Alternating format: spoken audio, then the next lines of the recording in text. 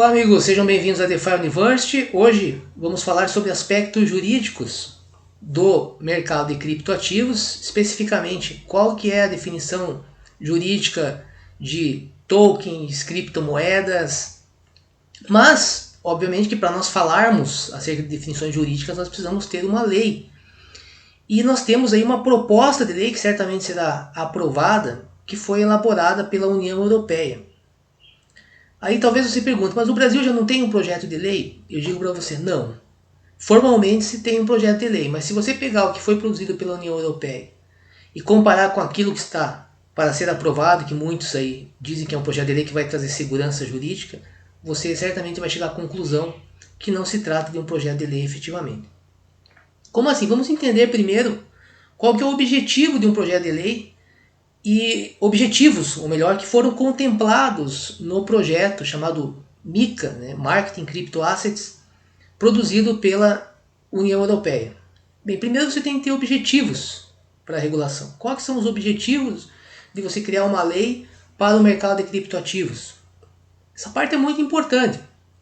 E não basta dizer, para trazer segurança para os investidores que estão sendo lesados. Isso é um discurso até político, serve para legitimar qualquer coisa que você escreva no papel, mas está muito longe de se tratar de objetivos que devem estar numa lei. E a União Europeia ela traz 4 objetivos, certo? Um deles, obviamente, é a proteção do consumidor e do investidor, e o modo como isso é feito é especificado no documento, de uma forma muito objetiva, muito clara.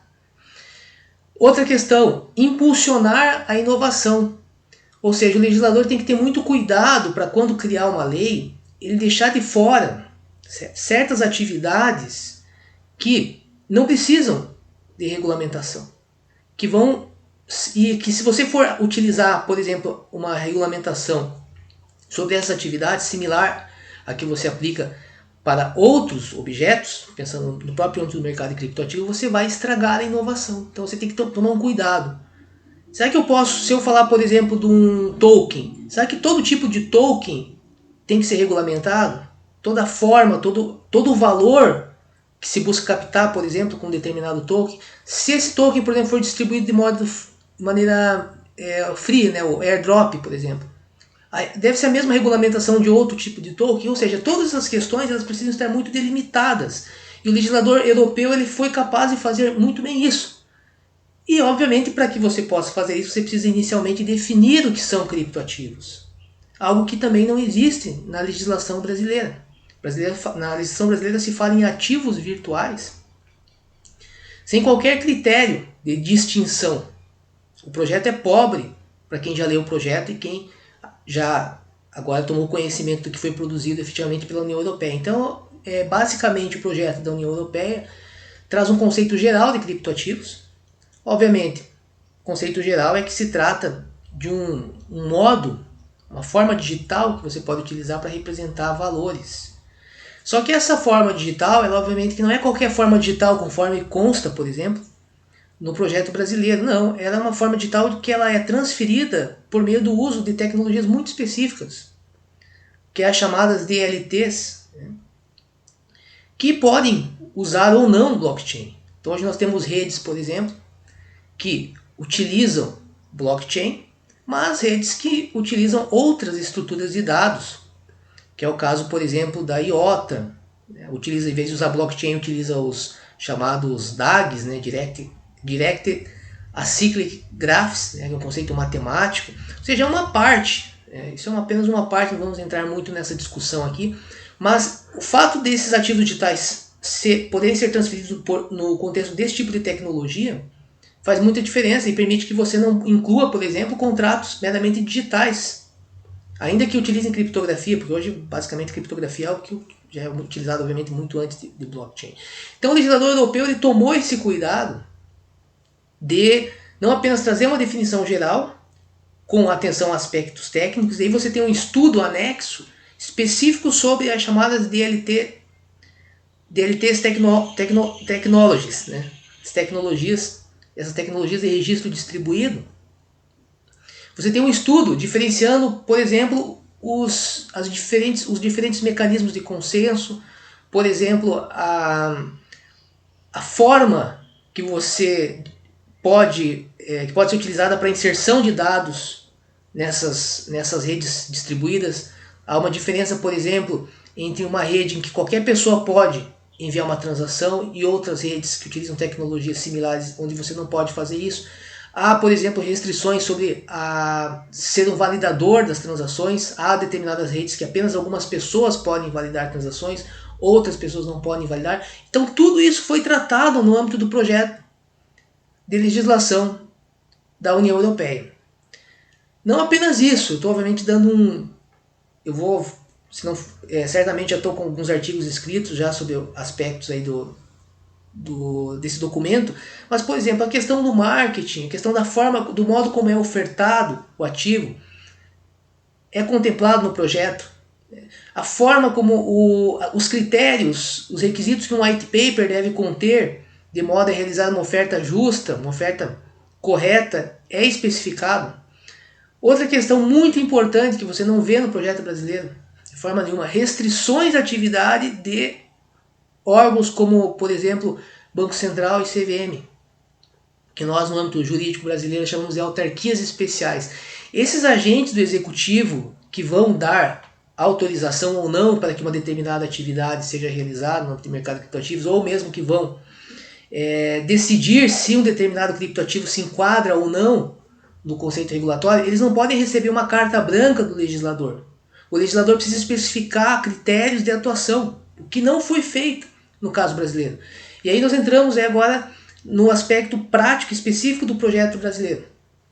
Por que não foi feito? O projeto brasileiro, ele em síntese, nada mais é do que uma carta branca que visa dar poderes para uma determinada autarquia, para que essa autarquia possa dizer quem deve e quem não deve empreender no país.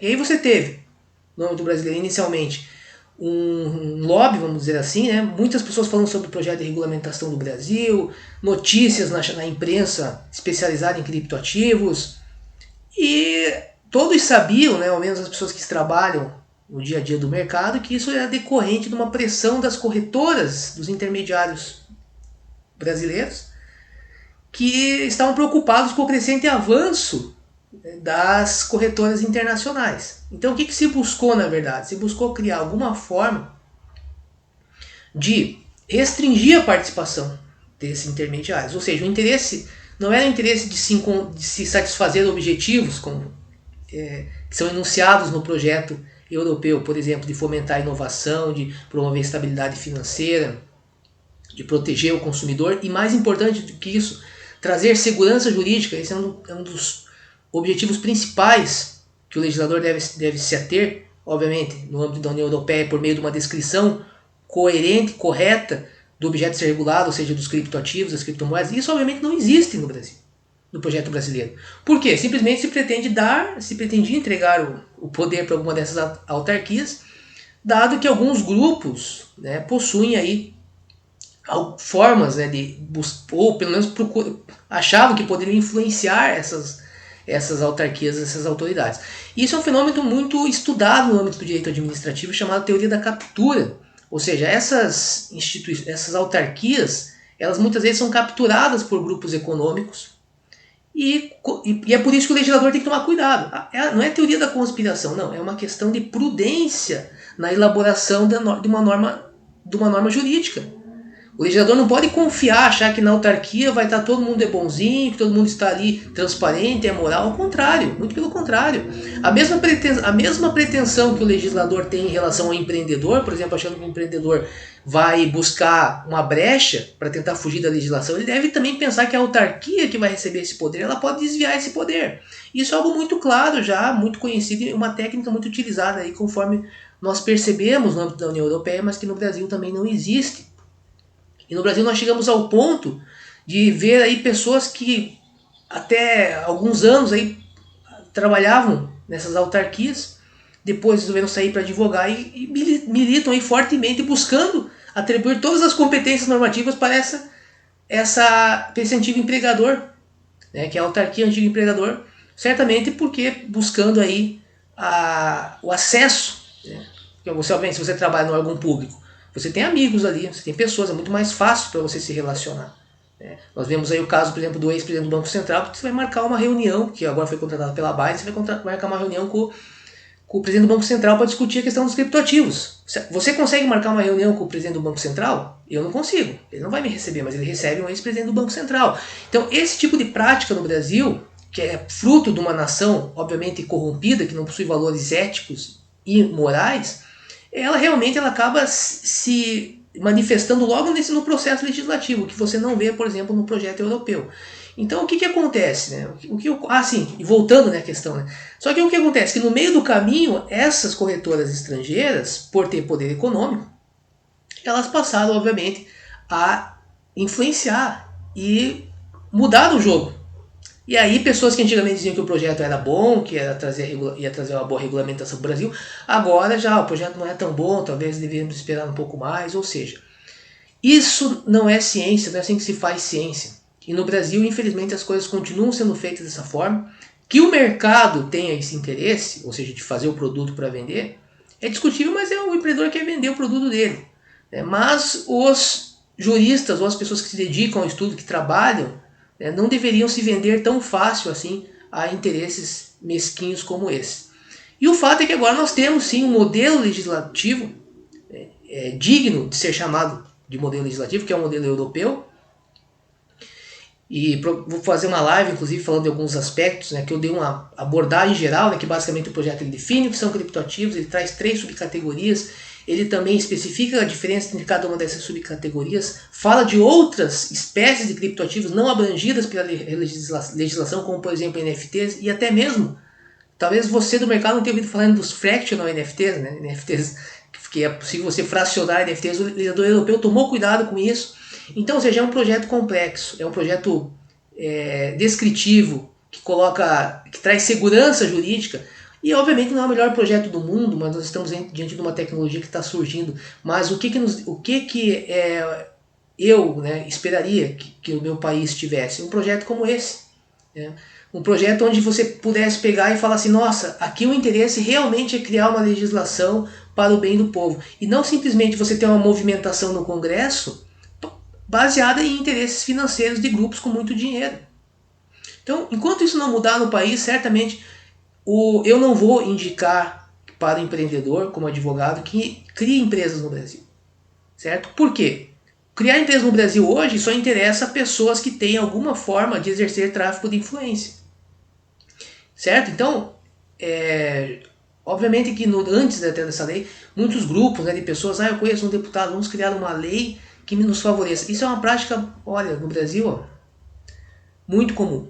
E atrapalha o mercado, e eu espero que isso seja superado aí num curto período de tempo. E o fato é que o projeto brasileiro, diante agora do projeto europeu, deve ser literalmente jogado no lixo, e as pessoas que foram aí à mídia falar desse projeto, dizendo que é um projeto bom, deveriam pedir desculpa. Desculpa por induzirem o leitor a aceitar um documento que visa justamente apenas fortalecer lobbies. Certo, pessoal? Então eu espero que tenha ficado clara a diferença entre os dois projetos e o porquê é importante o estudo a partir desse momento para você que se interessa por aspectos regulatórios do mercado de criptoativos do projeto europeu, porque esse projeto ele vai servir sim como um template, certo, para outros projetos. E projetos como o brasileiro, por exemplo, que não tem nada ali que possa ser aproveitado, vai ter que ser refeito. Obviamente, esse projeto, como todos em outras áreas, ou seja, vai ter que seguir aí, uma vez que o projeto europeu ele traz conceitos jurídicos muito importantes a partir de aspectos técnicos. Inclusive, eu estou escrevendo um artigo onde nós vamos ver a diferença, por exemplo, do conceito de trazido de criptoativo, conceito jurídico e do conceito técnico. Então, por meio do mesmo smart contract, que, por exemplo, seria um padrão, vamos dizer um exemplo, padrão RC20, por exemplo, você pode utilizar ele para criar vários criptoativos com significado jurídico distinto, certo? Então o significado jurídico ele é bem distinto do significado técnico. Isso fica muito bem claro e traz segurança para que quando você vai orientar a pessoa a criar um projeto de tokenização, para que você possa orientar ela de maneira segura em relação ao tipo de autorização que ela vai precisar, se ela realmente vai precisar disso, como que deve ser elaborado o white paper, como que deve ser adotada a prática relativa ao marketing, certo? Então, eu estou muito feliz porque, como advogado, presto assessoria para um projeto baseado na Europa, e como cidadão brasileiro, deixo aqui o meu repúdio, né, a essa visão pequena, né, de muitos aí, inclusive juristas e agentes econômicos que atuam no nosso país. Grande abraço e nos vemos na próxima aula.